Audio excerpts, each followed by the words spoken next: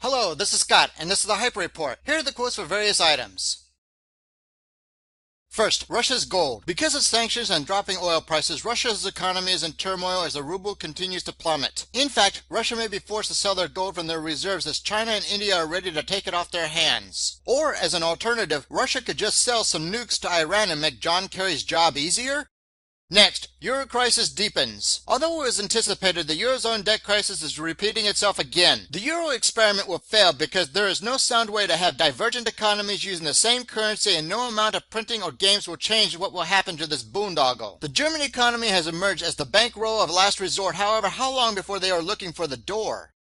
Next, gas prices. It was believed that the disposable income generated by lower gas prices would translate to more consumption buying. However, a CBS poll finds 73% of Americans are using the extra income to pay down outstanding bills and expenses. In addition, 45% of Americans believe gas prices are still too high.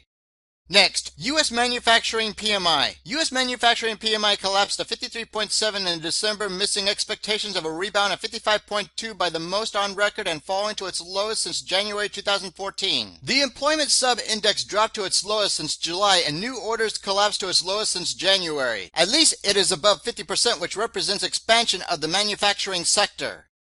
Next, dropping insurance. More than 20 million Americans who work for small businesses with fewer than 50 employees are covered by employer insurance. But with insurance rates rising, even with subsidized policies being too expensive, many of those small businesses are opting to drop their coverage and have the workers purchase their own insurance through the Obama Rec website. I seem to remember the doped-up pathological liar and charlatan promising, "If you like your health care plan, you'll be able to keep your health care plan."